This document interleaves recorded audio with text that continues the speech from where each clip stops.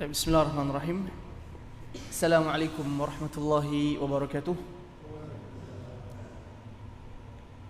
Alhamdulillahilladzi khalaqal khalqa liya'buduh wa adarra 'alaihim an-ni'ama wal arzaqa liyashkuruh wa amarahum bihimayati a'marihim wa hifdhi awqatihim ay yudayyi'uha suda liyastafidu bihimayatihi wa yafuzu biribhi wal falahin yulaquh. أشهد أن لا إله إلا الله فاعبدوه وأشهد أن محمدا عبده ورسوله فاتبعوه بلغ الرسالة وأدى الأمانة ونصح الأمة وجاهد في الله حق جهاده حتى يلقى رب العزة. يقول ربنا تبارك وتعالى في كتابه الكريم: أعوذ بالله من الشيطان الرجيم يا أيها الذين آمنوا اتقوا الله حق تقاته ولا تموتن إلا وأنتم مسلمون. أما بعد. Nah, ma'asyal hadirin rahimani rahimakumullah. Alhamdulillah, pada kesempatan yang penuh dengan bahagia ini Allah Subhanahu wa taala memberikan kepada kita banyak sekali kenikmatan-kenikmatan yang tidak mungkin kita bisa hitung ya. Sesuatu yang mungkin adalah untuk menyikapi nikmat dari Allah Subhanahu wa taala adalah kita bersyukur kepada Allah agar supaya kenikmatan-kenikmatan itu bisa memberikan pahala untuk kita semua, dan supaya Allah Subhanahu wa taala dapat menambah kenikmatan-kenikmatan yang ada pada diri kita.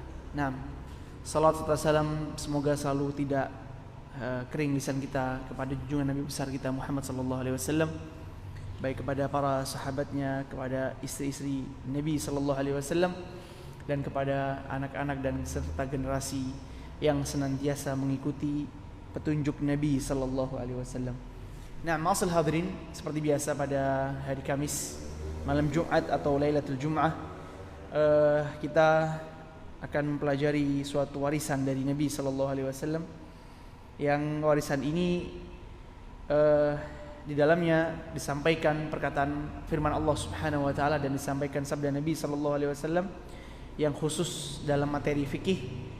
Ya, kitab yang ada di tangan kita semua yang kita akan bahas adalah Ghayah Takrib, Matan Ghayah Takrib, yang ditulis oleh Qadhi Abul Hasan bin Husain Al-Asfahani, atau yang lebih terkenal dengan nama Abu Syuja' rahimahullahu ta'ala. Nah, kemarin kita sudah sampai tentang masalah salat Jum'ah, dan kita sudah bahas muqaddimahnya, pembukaannya, apa itu salat Jum'at dan apa faraidnya. Kemudian insyaallah pada kesempatan yang penuh dengan barokah ini kita akan menginjak kepada sunnah hari Jumat, dan insyaallah besok ya bertepatan dengan hari Jumat, atau hari ini sudah dimulai hari Jumat. Maka mudah-mudahan setelah kita mempelajari pelajaran ini bisa kita praktekkan apa saja sunnah yang diajarkan oleh Nabi sallallahu alaihi wasallam. Nah, qala muallifu rahimahullahu taala wa hay'atuha arba'un, dan sunnah hari Jumat itu ada 4. Yang pertama, al-ghuslu wa tanzifil jasad. Kita mandi wajib atau mandi besar dan membersihkan badan kita. Itu yang pertama adalah mandi, yang kedua tanziful jasad, membersihkan badan kita, baik itu min taqlimil adfar, baik itu kita memotong kuku atau memotong bulu yang ada pada tubuh kita, termasuk dari tanzif al-jasad, membersihkan badan kita. Kemudian yang ketiga berikutnya adalah walubsus thiyab al-birt, memakai pakaian berwarna putih, termasuk sunnah. Dalam riwayat lain dikatakan memakai ahsanus thiyab, memakai pakaian yang paling bagus untuk hari Jumat. Jadi dua-duanya bisa. Imma dia memakai lubusus thiyabil birt, memakai pakaian warna putih, karena Nabi sallallahu alaihi wasallam mencintai pakaian berwarna putih. Maka itulah sebenarnya para ulama ngomong sunnah kita memakai pakaian berwarna putih. Kalau tidak ada, kalau pakaian putih dicuci, bisa ada sunnah yang lainnya adalah memakai ahsan thiyab. Karena dalam riwayat hadis yang lain dijelaskan Nabi sallallahu alaihi wasallam menganjurkan kita pada hari Jumat memakai ahsan thiyab, pakaian yang paling bagus yang kita punya. Yang paling bagus yang kita punya. Nah, itu yang ketiga. Berikutnya yang keempat, wa akhdhu dhufuri wat tib, memotong kuku. Ini diulangi lagi, dan at-tib, memakai parfum pada waktu salat Jumat, memakai parfum itu disunahkan. Sementara ini al-muallif rahimahullah ta'ala mencukupkan kepada 4 perkara ini. Padahal semestinya banyak sekali sunnah-sunnah yang berdasarkan hadis Nabi SAW kita dianjurkan. Banyak sekali. Contohnya sekarang ada hadis yang sahih kata Nabi SAW, man igtasala yaumul jum'ah wa ghassal wa bakkara wa ibtakar wa dana wastama'a wa ansata. Kata Nabi SAW, barang siapa yang mandi pada hari Jumat dan membasahi kepalanya, wa bakkara wa ibtakar, dan dia bersegera untuk datang ke masjid untuk sholat Jumat, bukan menunda-nunda. Jangan mentang-mentang azan jam 11:30 misalkan, kita datangnya pas 11:30. Enggak, dari sunnah Nabi SAW, wa bakkara wa ibtakar, hendaknya dia sedini mungkin untuk datang di masjid pada hari Jumat. Ada hadis yang lain yang mengatakan Nabi SAW, barang siapa yang datang terlebih dahulu dari masjid, maka dia seakan-akan menjembelih unta. Kemudian yang kedua seakan-akan sapi, dan terus banyak fadilah-fadilah tentang keutamaan hari Jumat. Kemudian dalam hadis ini disebutkan wadana, dan dia berusaha mendekat kepada khatib atau kepada imam. Termasuk dari sunnah mendekat, artinya dia ambil shaf yang paling depan. Jangan senang shaf yang ada di belakang. Kemudian berikutnya wastama'a. Istama'a dalam bahasa Arab itu berbeda dengan sami'a. Kalau sami'a mendengar biasa.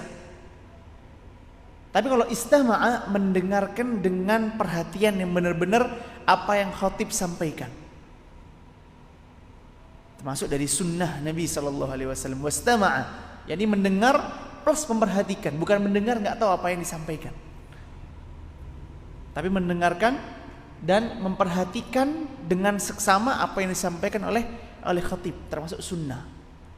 Berikutnya wa ansata, dan diam ketika salat, ketika khatib menyampaikan khutbah. Tidak sibuk main HP ya, atau sibuk yang lain-lain, karena disunahkan untuk kita diam. Dan riwayat lain disebutkan hadis Nabi SAW, man massal hasa faqad lagha. Siapa yang megang batu, ini diperumpamakan ya, saking dibutuhkannya mendengarkan khutbah dengan seksama itu, menghindari perbuatan yang lagha, yang sia-sia. Kata Nabi SAW, man massal hasa faqad lagha. Siapa yang memegang batu saja, maka dia telah lalai. Faman lagha fala jum'ata lah. Dalam riwayat lain disebutkan, siapa yang lalai maka tidak ada Jumat untuk dia. Dari sangat diwanti-wantinya tentang masalah mendengarkan khutbah. Makanya sebagian para ulama, jumhurul ulama, mayoritas para ulama menghukumi mendengar khutbah itu wajib hukumnya. Jumhur ulama, mayoritas para ulama menghukumi kita mendengarkan khutbah hukumnya apa? Wajib. Karena banyak hadis-hadis dari Nabi SAW. Kemudian berikutnya, kana lau bikulli khutwah, dalam hadis yang lain disebutkan wa masya wa lam yarkab, dan dia berjalan dari rumahnya tidak menaiki kendaraan.